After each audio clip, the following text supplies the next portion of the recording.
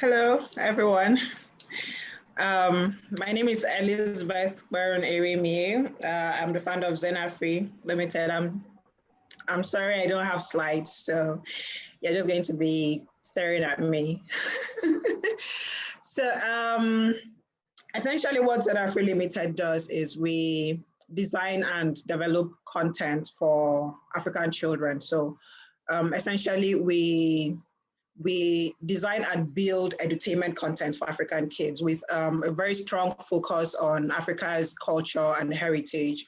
So initially, when we first started, we started with mobile applications because we wanted to get a really wide reach, but we soon realized that not every child on the African continent, of course, has access to a smartphone or the internet, so we can't reach them through phones.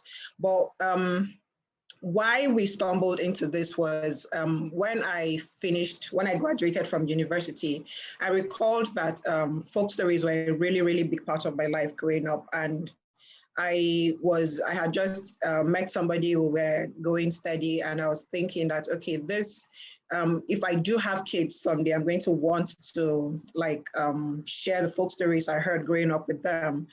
But I realized that I had started forgetting a number of them. So I went online, of course, and the internet was just becoming really, really big here at that time. So I went online and I started doing some research to find out whether I could find kind of like a repository for African folk stories, and I couldn't find most of them. Like, there were only very few of them online. And because Africa's folk stories were, our folk story telling culture was predominantly a verbal one, so it was passed down through generations orally. So there weren't really any written records everywhere. And the truth is, a lot of the older generations were the ones that were sharing these folk stories. I mean, I heard a number of them from my grandma and my aunties. So, and now with our busy schedules and our lifestyles, a lot of parents don't even have that time to pass on these folk stories to kids. So I feel like that is a very, very vital part of our culture that is rapidly dying off. So I resolved that, okay, why don't I do something about it? So kind of like merge the old and the new. So we built a folk storytelling app for kids, and then we uploaded it on the Google Play Store. This was in 2012. And funny enough, we won a contest. We entered the contest on a whim with the mobile application, and we won the contest. And that was my very first 1 million naira in my entire life. And I was like, whoa, like this was something that we did on a whim. And I was like, whoa, there seems to be something here. So I just to be clear, I have no background in software development or coding or anything. So I had connected with a former secondary school classmate. So he had experience with software development. So he was the one who actually coded the app. I provided the content and the creative direction and everything. So when we won that contest, I was like, okay, this looks like a viable thing to do. So I think Farida knows this story. So I decided to marry the guy. And I was like, okay, let's continue doing this thing together. So we went into business together, and we've been partners ever since, both in life and in business. So over time, we've kind of, we've not remained in the same place. Over time, we've had to pivot and iterate, because first off, it is good. Like, social impact is good. Like, you have this drive to make a difference, and you know that there is this need that you want to meet. But before you can feed your community, you have to have food to eat. Like, you have to be able to give out. So we had to pivot and iterate a number of times so that we'll be able to make our business sustainable, to be able to self-fund. So far, up until about last year, in fact, we're still surviving on grants. And while it is good, I think when we first started the business, we had no knowledge of running a startup. Like, we were we were running blind, so to speak, until we got into an incubator program, and we got basic knowledge, how to incorporate and all of that. Like, this is like the Nigerian formal education system does not prepare one for entrepreneurship. You don't get formal training for entrepreneurship in Nigeria. So that was, it was really challenging for us this first few years, you know, trying to figure stuff out.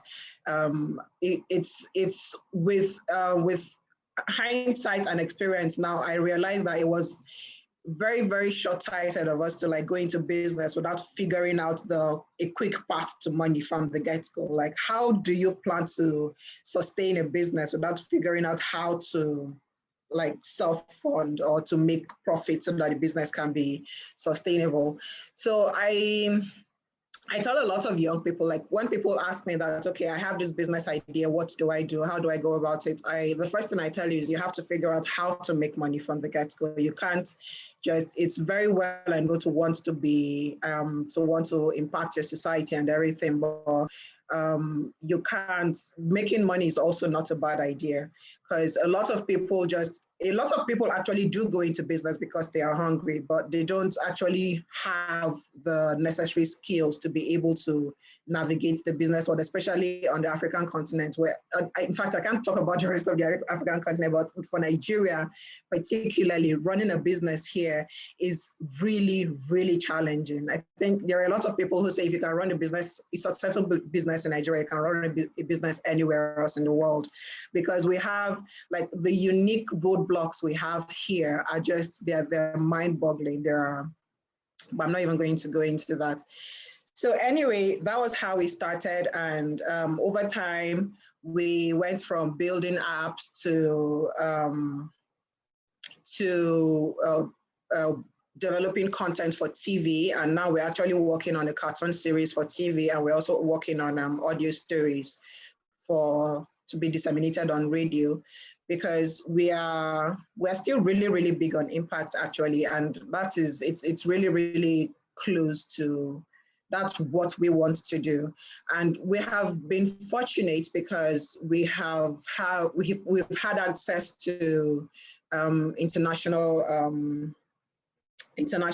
organizations that have believed in what we're doing, and we've actually been able to get a few grants to be able to push us to where we are right now. So, but it's okay, going forward, I think what we're trying to do right now is we're still trying to figure out how to become self-sustaining, obviously, and that's where we are right now. That's where we're going to in future. We're working on a cartoon series, and we're working on audio stories for radio. So if I'm big on telling people to keep, like especially young people in Nigeria, I'm big on telling them to keep entrepreneurship front and center while they're in school, because once you graduate, a lot of people, when you ask them, so like Elo said, when you ask a lot of young people who are about to graduate, so what do you want to do when you're done with school? The first thing is, I have no idea, anything that pays well.